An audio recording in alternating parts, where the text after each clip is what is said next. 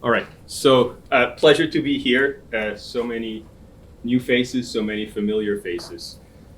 So, I guess obviously, it's the 10th anniversary symposium, and so I think it's appropriate, to congratulate all of you on the effort. And I like this photo because I think it's a grandfather and a grandchild that happen to celebrate their birthday on the same day, and so they're blowing the candle together. I guess the other thought that comes to mind just before we get into uh, more and more detail and interesting specifics is that it's the 10th anniversary, and you could imagine looking at the life of a child over 10 years. In this case, I think 1, 4, 6, 8, and 10. And then you can imagine that those are very exciting, and there's a lot of growth, but there's more to come. There's a whole life ahead, hopefully, and they continue to grow. And I think it's the same thing with something like certainly something like human genetics in general, but I hope also with all the research and everything that's happening with MGI, that there was a great start, a great first 10 years, but there's a lot of things that could happen, and I think, it's probably hard for any one of us to predict exactly what they will all be, but I hope that, many of you will have an influence in those. I think the mic's not picking you up. It's off. Oh. No. Okay, so forget I said anything so far. Okay, people come to human genetics with many different goals. There's lots of things that human genetics can do, from helping us, understand human history, and prehistory, to, in this case, one of the things that I'm very interested in, understanding, disease and biology. Why do people get sick? How do some people not get sick as easily? And I think that human genetics and the understanding it provides will enable new treatments, and will also, when we ever crack the idea of how to prevent disease when we know we're at risk, it could also help target that prevention to the people who need it. When you go, back in time, over the period I've been doing human genetics, one of the things that's very dramatic is how the scale of what's possible has changed. So back in 2000, a large genetic study might have been several hundred samples, and it would have required probably a guess on what specific gene, what specific genetic variants you wanted to study. And that was pretty challenging. So I think somewhere along this timeline in the early 2000s, you would see papers that said, look, if we took everything that human genetics is putting out, all the claims, all the papers, it's very hard to see that anything is not noise. It all is not so convincing. And part of the reason is you have a whole genome, you have to pick individual variants, individual genes. It's pretty hard to make those guesses. But as technology improved, and we could look at more and more genetic markers, things changed. And you can see this pattern. These new technologies that allow for much more detailed looks at genetic variation first start on small studies, but then they quite rapidly have expanded into bigger studies. And now we're going through a period where whole genome sequencing and other kinds of genome scale sequencing are being applied at scale to very, very large sample sets. In TopMed, there's now over 150,000 genomes sequenced, over 700 million variants. Something like 1 in every 4 bases or so in the human genome has been changed in at least one individual. we don't know exactly what will the UK Biobank whole genomes will show when they're available early next year. But probably it'll be at least one base every 3 in the genome that's mutated, and it'll be and not a very large sample set. And I think that one of the interesting things, and that I think connects well with the idea of the Michigan Genomics Initiative, is that just like it was very useful to not just look at one gene at a time and be comprehensive on the genetic side, to look at all genes, to look at as much of variation as possible, it can be very useful to be comprehensive in how you think about phenotypes and outcomes, to not just have to make a guess at the beginning, this is what I want to study and I'll focus there. If you have at least a bird's eye view of everything else that's happening with a patient or with a person, you have a lot more opportunities for discovery and understanding. I guess the other kind of detour, if you guys will allow me before we go, is that looking at this kind of progression, it's very easy to think of this thing as kind of an inevitable progression, kind of a board that just keeps on moving. But I think it's not quite like that. There's a lot of individuals that make a difference along the way. There's a lot of opportunities for creativity and taking different forks in the road. And I wanted to just give you guys a moment to reflect on 2 people that were certainly pretty influential for me and that passed away just in the past year. One of those was Steve Warren, and so Steve Warren has spent most of his career actually studying Fragile X and rare genetic disorders, but he was also editor of the American Journal of Human Genetics in the early 2000s, and one of the things that he did was that he said, it'd be nice for the American Journal of Human Genetics to have more methods papers again. It had gone through a lull where it was a go-to place for methods papers, and for me this was kind of an incredibly lucky break. I had I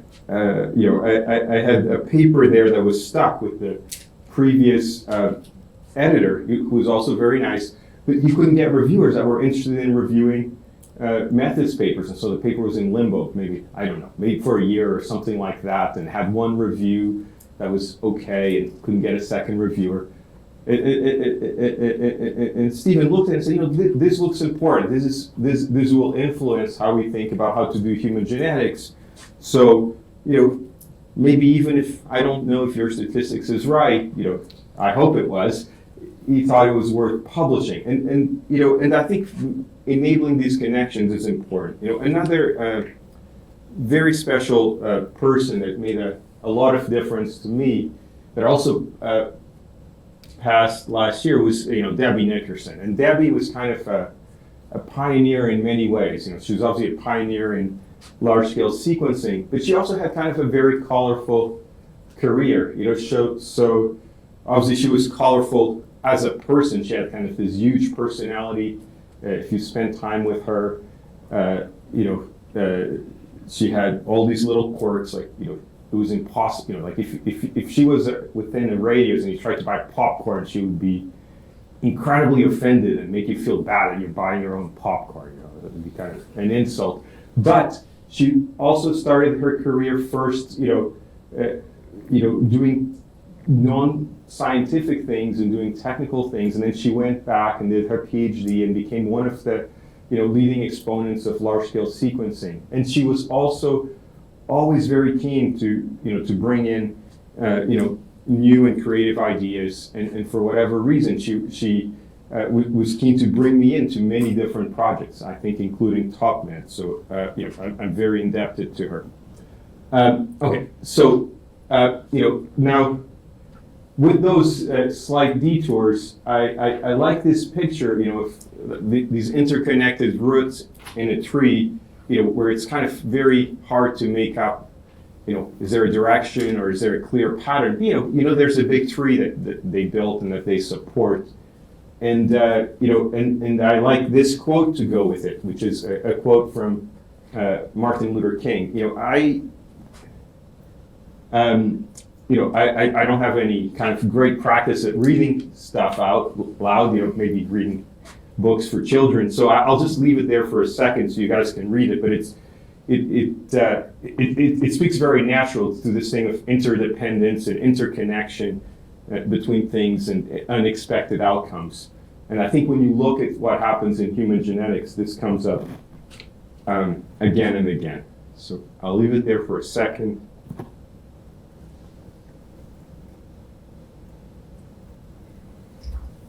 Okay, and so, where I started, as I said, was with this idea of thinking about statistical methods that enable genetic studies. If you have better ways to collect data, to utilize the data you've collected, you can do better experiments, and you'll learn more. And also, it's something that's very,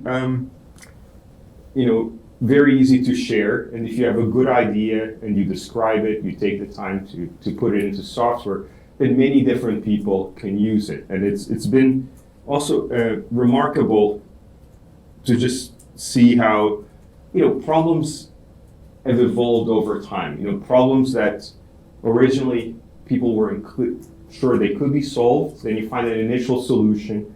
Then you say, I have an initial solution. It has these properties. It works on samples up to this size. And then, a few years later, someone comes along and says, actually you can apply it to problems that are 10 times bigger, and then maybe 100 times bigger. And it can go on and on in ways that, were very hard to imagine at the beginning. So one example that I like to tell is, thinking about genotype imputation, which Mike alluded to, where you measure a small set of genotypes along the genome. There's now several cost-effective strategies to doing that. And you compare those to a set of genomes that have been studied in much greater detail, where you've hypothetically read every possible base, or most of them anyway.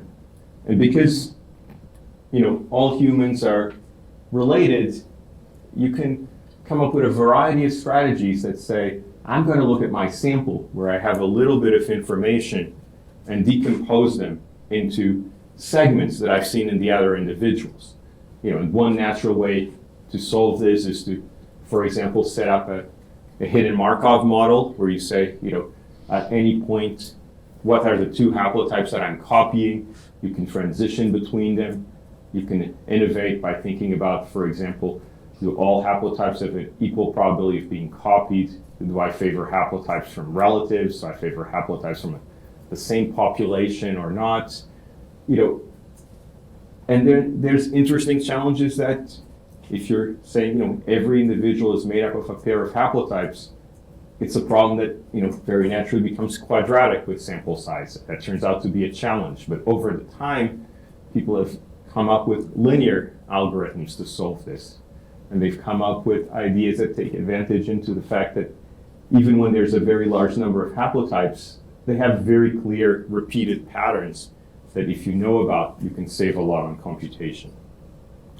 So, for example, this problem of how long does it take to impute one genome, back in 2007, when this sort of idea was first applied, and there were very small reference sets of haplotypes that had been looked at in more detail, about 60, that had been characterized for about 2.5 million SNPs, and you can see they got characterized at more sites, and then more samples, and more sites, more samples, and eventually more and more.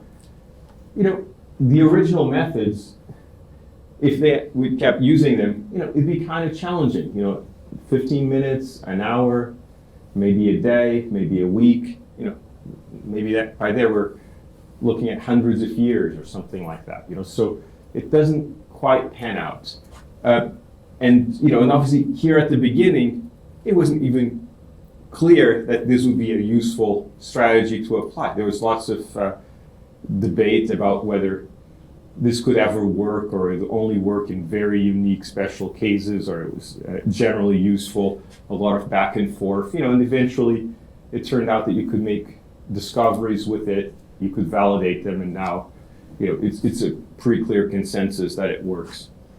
But over that time, there have been a series of enhancements that have come up.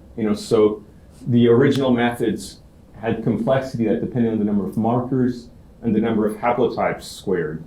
Later on, there was a class of methods that now were linear on the number of haplotypes. And then from here to there, actually the same overall complexity, but taking advantage of better computation algorithms of recognizing redundancies in the haplotypes. And then again, a class that was guaranteed to be no worse than that. And there have been classes of methods described that, although they're not yet widely used, in theory will not depend on the number of haplotypes that you're working with. They're just linear in complexity with respect to the number of markers, and they can handle a reference panel of any size. And they're still, they still have a big constant before that m. That means it's usually okay to pay the m times age cost, but we'll get there. And I think it's interesting to keep observing and seeing how that goes. And obviously now what that means in practice is that when you start with early reference panels of sites, and you look, these are allele frequencies. These are relatively common genetic variants, above 10% in frequency, above 1%, above 1 in 1,000, and above 1 in 10,000. Earlier reference panels could take you pretty accurately down to things about 1% in frequency, and the newest ones can reach pretty close to 10 to the minus 4 in frequency. So what that means in practice, if you were to sequence a genome, you probably would find, depending on the ancestry of the genome, somewhere between 3.5 and 4.5 million variants. If you impute them, you probably would find something like 3.47 or 3.57 million out of those variants. Maybe you'd miss 20 or 30,000 of the variants in an individual. You'd miss the very, very rare ones. And that's pretty remarkable, because the cost difference is maybe the difference between a $20 or $40 experiment and between a $400 or $600 experiment. This is just showing the difference in compute time when it's the previous class of methods, the current class of methods, but let's skip that. Mike mentioned that there's this evolution. You have to have a good method that does something that's useful. You can ensure that many more people use it by having useful software. And as things have evolved, both in genotype imputation and in other fields, and I think in some ways, even though I haven't watched it as closely, I've just heard from others who are currently involved, even in MGI, that there's this evolution from you have the method, you have the software to go with it, and then you actually think about, for example, almost kind of a service, but a setup where it combines the data and the method and makes it convenient so that not everybody has to figure out how to get the latest reference panel, go through all the permissions, go through all the security assessments. You can just say, I'll make it convenient. I'll put a website where the software and the data is there, and then you can request the analysis you need, and I can guarantee the data is protected. I think, Mike, you said, when this slide was made, I think maybe 4 or 5 years ago, it was 13 million. You said it was close to 100, but there's one nuance you missed, which is that there are now 2 Michigan imputation servers, one on the cloud and one locally, and together, I think they are just about 130 million genomes. So, 10 times more than when the slide was made. And I think probably together they might be close to 10,000 users or more. I think this was this portion of the slide, and I think this is a continuing challenge in human genetics, was to illustrate that, if you looked at how well you can impute a genome from different parts of Europe, at that time, there was overrepresentation of Northern Europe versus Southern Europe. It was easier to impute there okay there, a little worse there, and even more challenging anywhere else in the world. And obviously, even though these things have improved, I think there's still challenges not just within Europe, which many of you would say, big deal, but certainly across the world, there's still big challenges to making sure you can do, quality research that's valuable and cost effective everywhere. But anyway, I wanted to continue and move from these methods to some examples of how the work that one can do in human genetics, sometimes through many steps, can lead to very interesting things. And so one of the first studies where I spent many, many years involved was this genetic study in 3 villages in Sardinia. There's this valley in Sardinia. It's relatively isolated, has a total population of about 10,000 individuals. And a number of researchers, both from Sardinia and from the National Institute on Aging, said, this sort of isolate is ideal for genetic studies. And they went and recruited in the end, actually about 60% of the adult population into their study. So about 6,000 out of the 10,000. Everybody can be very idiosyncratic, but they originally thought that this would be an ideal place to study arterial stiffness and conscientiousness, which they thought were 2 really key markers of aging. But they said, we're going to measure lots of things. So they had a battery of about 200 or 300 variables, but they said, we'll try and be comprehensive about that. And that was very fortunate because it turns out, finding genes for conscientiousness is pretty hard, and arterial stiffness turns out to be, as they measured it, a not very interesting genetic trait. I think that the short punchline is that 99% of the variation in their measure of arterial stiffness was due to age. And so, maybe genetics could influence the 1% that was left. As they proceeded with the study, one very interesting thing was that they had lots of families that they had recruited. You could imagine, you have 60% of the population in these towns enrolled. If one family member enrolls, they might go and tell the others, I just joined this interesting study. And so, at the time, this was useful because if you didn't have the ability to look at the entire genome, knowing about what happens in your family members is kind of a proxy for what's going on with the rest of the genome. And it also gave us some interesting ideas. We said, look, we can make this study more cost effective. We can maybe select a few individuals in the family and genotype those, and then we'll do only a minimal amount of genotyping in the others and impute them. And so actually, before you think about imputation with the reference panel and at the population scale, this was, for me, the first application of genotype imputation. So it's kind of lucky that I was working on this problem there, and then tried to transfer this idea to other settings. This is the team in Sardinia, back in one of our face-to-face meetings, and I used to always say that, we printed out the genome sequences of the individuals we'd sequenced and manually reviewed them. And it was meant to be a joke, but people have fact-checked me so many times that I try not to say that anymore. But one of the early findings here was, one of the traits that we had was this fetal hemoglobin levels. We had measured fetal hemoglobin in everybody. It's part of a standard blood test.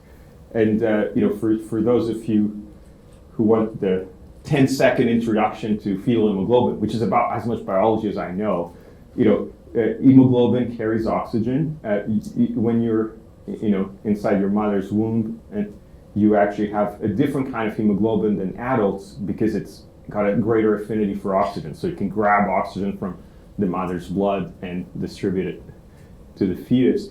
And then, maybe about a year after birth, usually turn off the switch for that hemoglobin and switch to adult hemoglobin. So there's lots of things you could think about there that are super interesting, like what kind of evolutionary process fine-tuned things so much that it was valuable to switch from one kind of hemoglobin to another as you develop.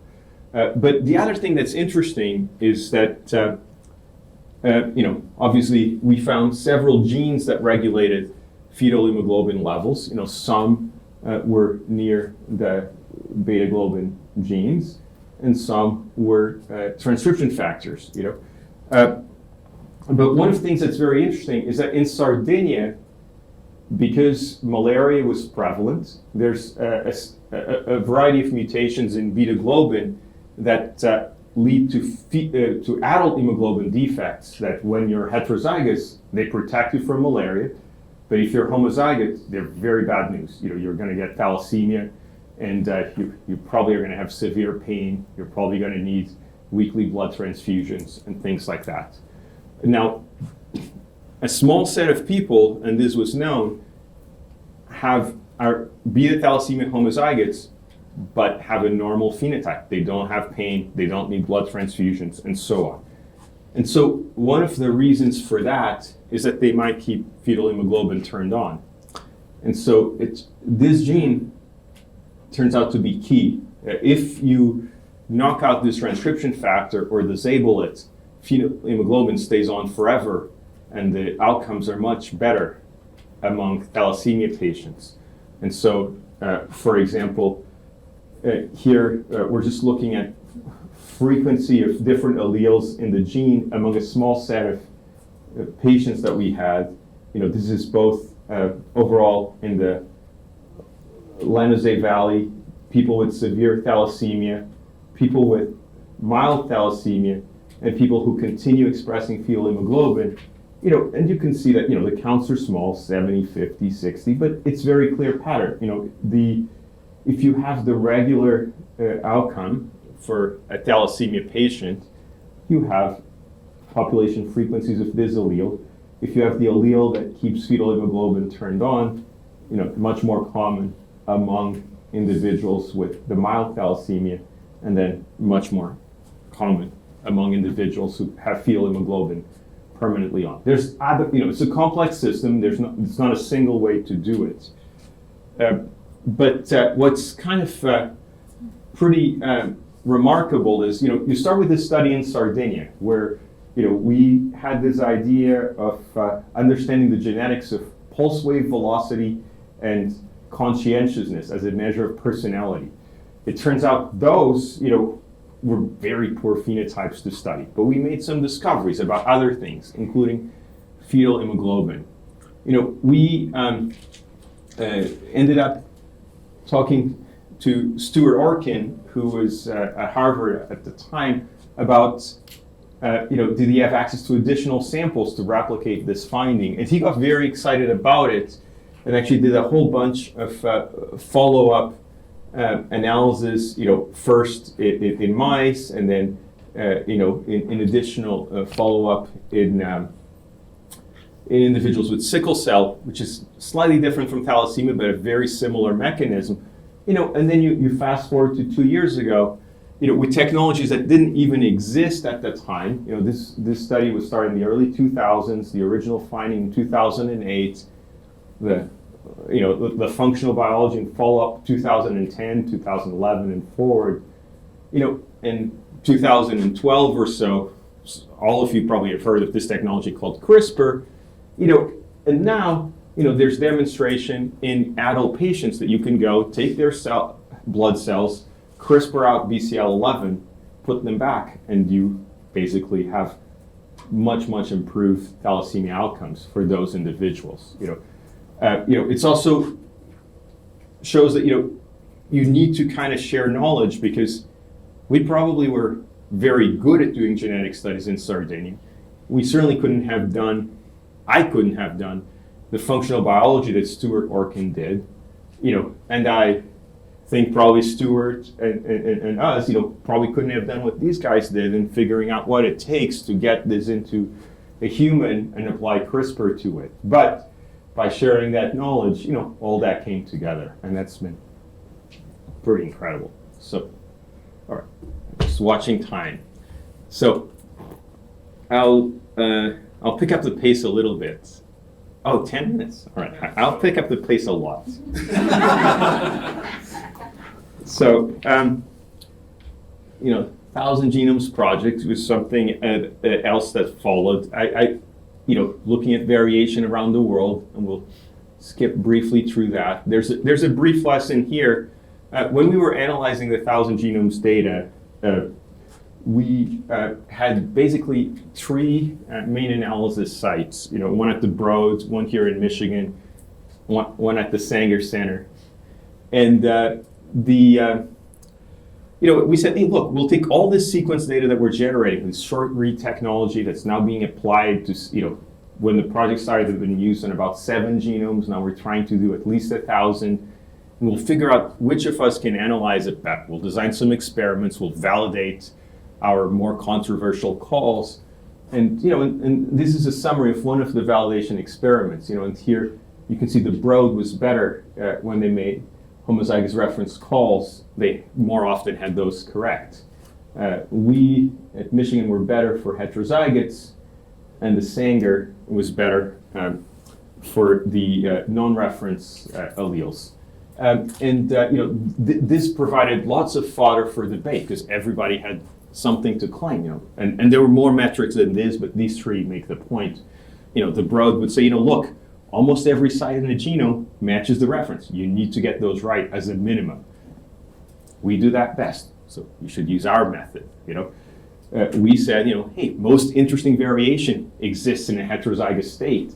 We care about variation, obviously. We should use this. And then the folks at the Sanger said something along the lines of, first, we were the only ones that delivered our results on time. Second, this is the most challenging thing to call, these homozygous non-reference sites.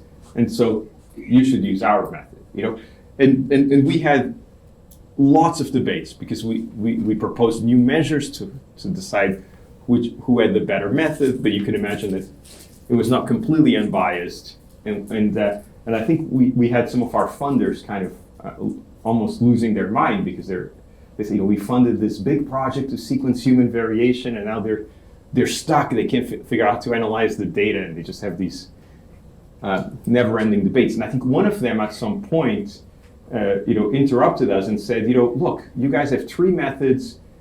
You've called every genome. Why don't you just let the methods vote? Go through every base. If 2 of the methods agree, go with that. Then vote at the next position. And just keep going along. And I remember thinking that, what a terrible idea. How could you let the 2 wrong methods outvote the correct one?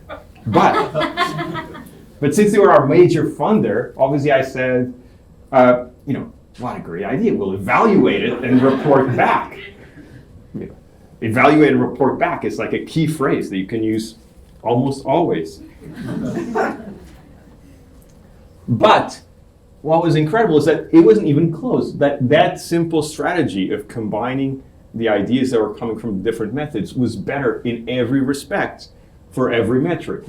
Metrics that might have been, expected to show one of these methods was better because they were picked by the method developers to help evaluate this competition that they were involved in.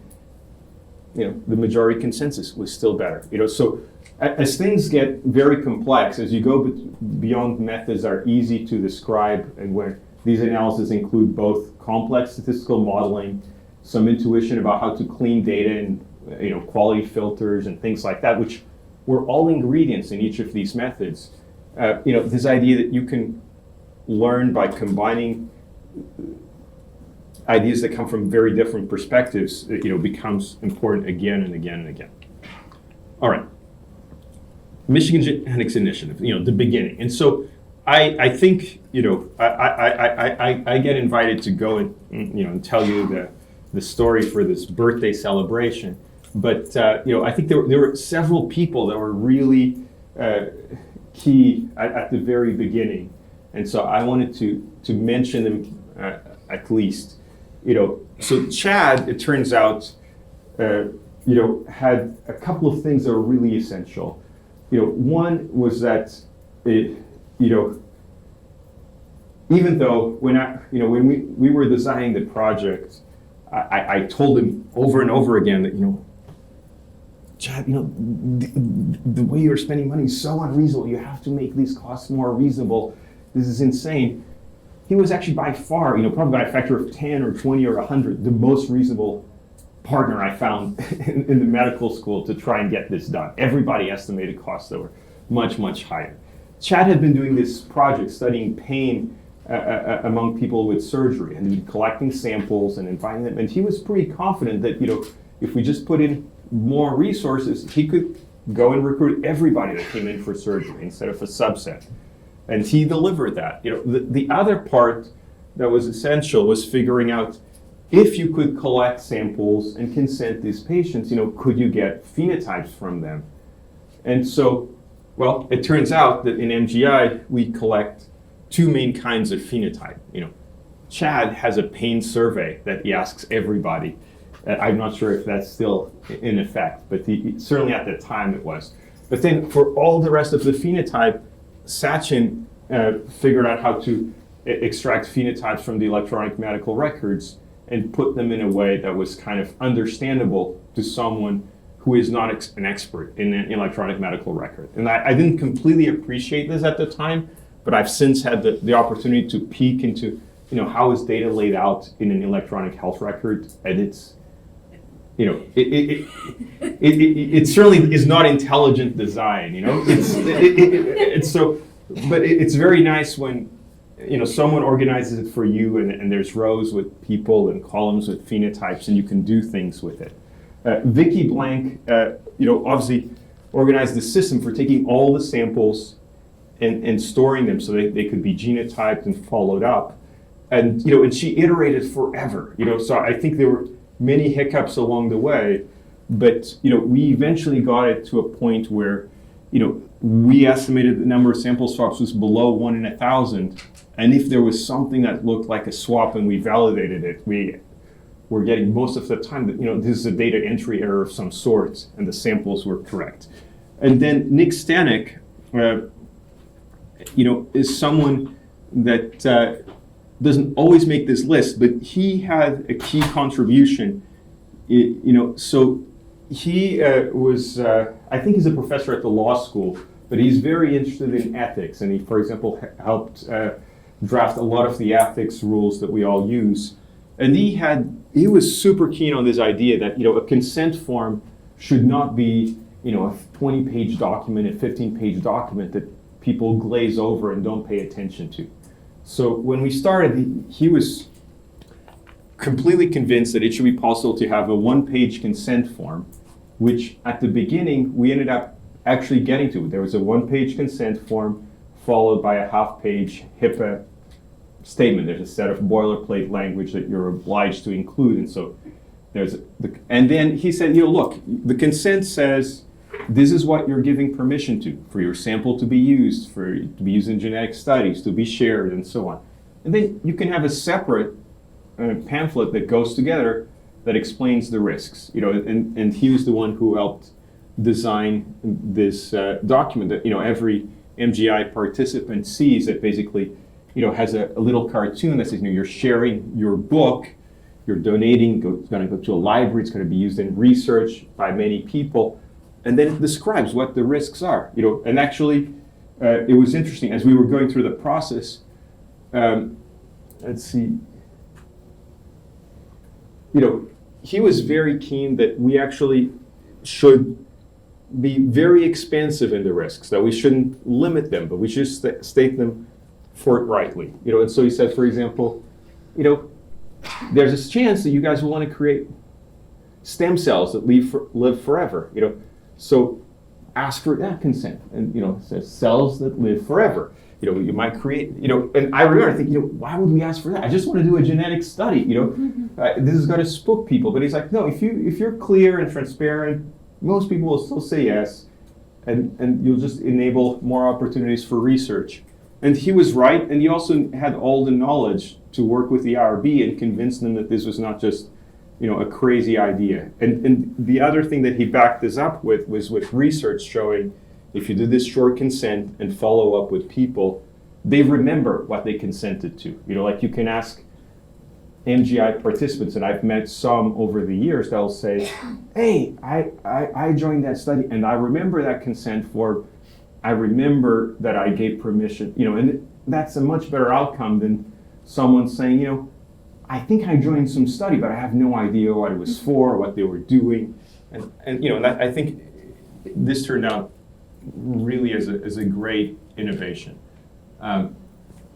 Okay, so, so obviously we at some point, we're at 50,000. I think you're now much closer to 100,000 than to 50.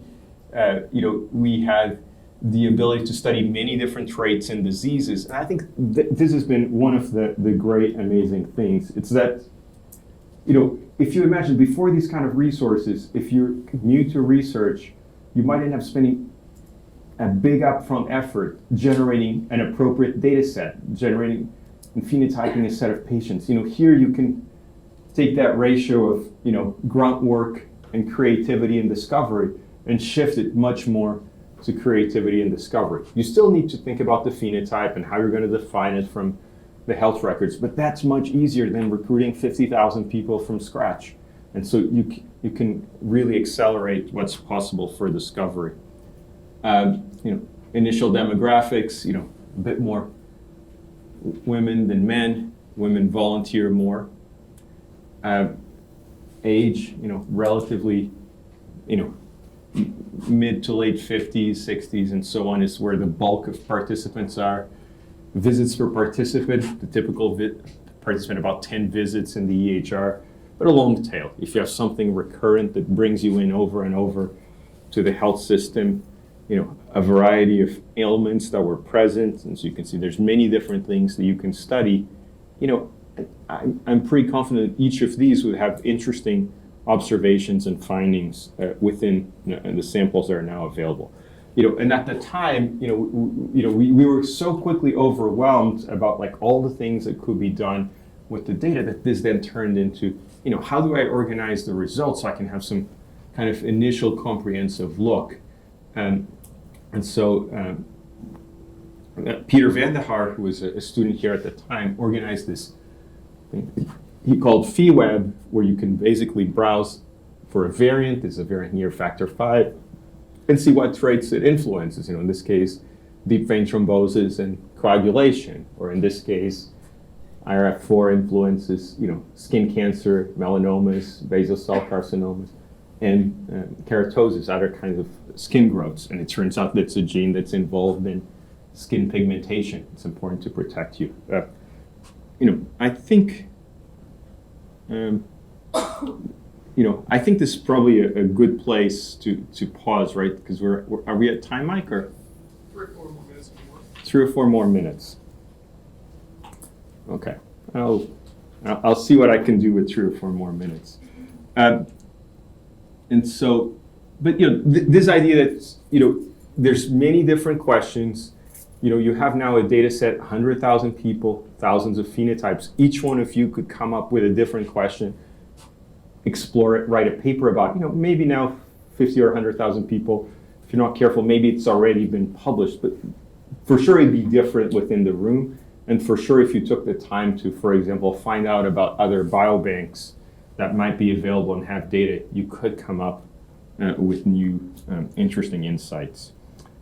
I wanted to tell just a quick final story about serendipity, because I think if you're creative, bring good ideas, which I hope all of you will keep doing to these data. It's just hard to predict how things will turn out. And so one story that I got to watch closely over the last few years, and I think is interesting to give just the very short view of it, is I got to watch firsthand how some of these early COVID treatments were developed, and it's interesting to to figure out why the conditions were in place to do that. So as some of you know, I spend a lot of time right now at a company called Regeneron. But anyway, basically in January 2020, they started a program to kind of develop a treatment for COVID when it was first reported in Asia. Actually, we got samples from some convalescent patients in Singapore and sequenced their antibody repertoire to see how they had recovered from disease. We immunized some mice where the mouse immune system had been replaced with a human immune system to come up with additional candidates. So we had a set of candidates by March.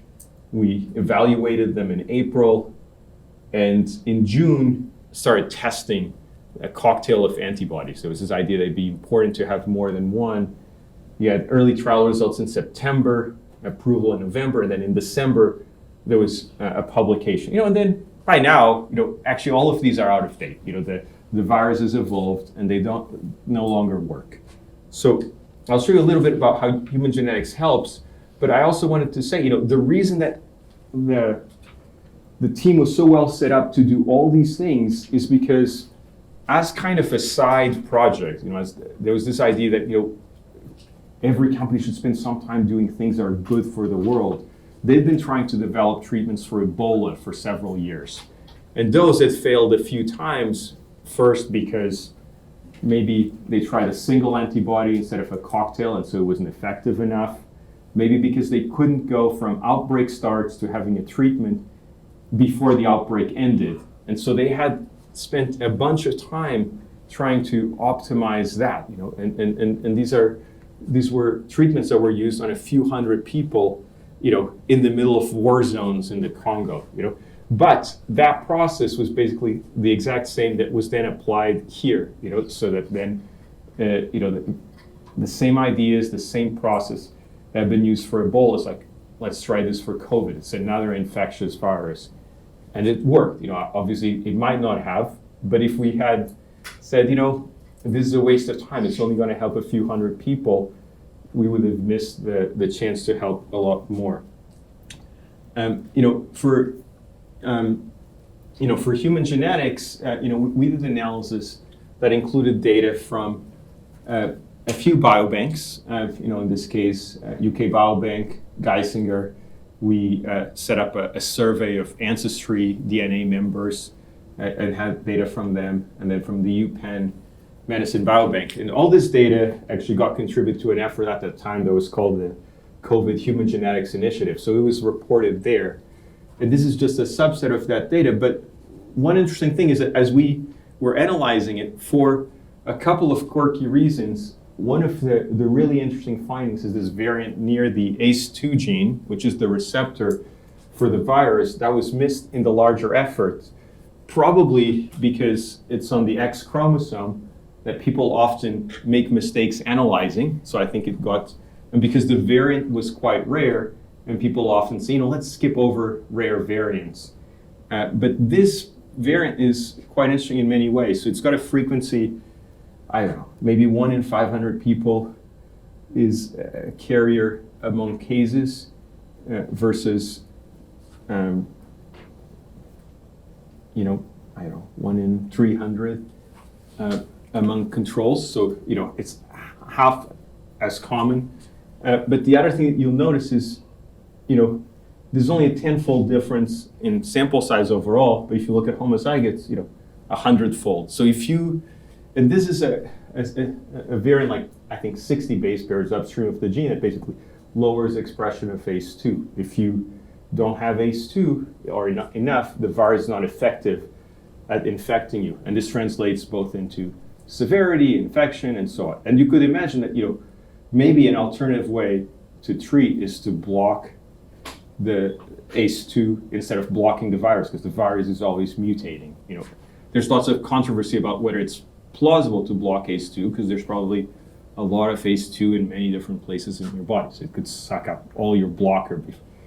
You can also show that this variant, people worry about ACE2 modifying blood pressure or something like that. At least in human genetic data, it doesn't seem to have observable adverse events.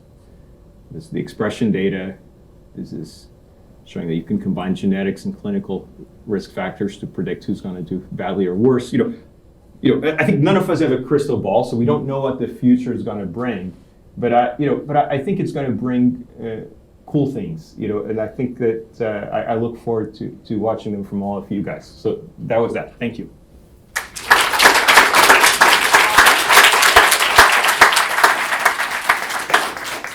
And a wonderful resource that we're all profiting from.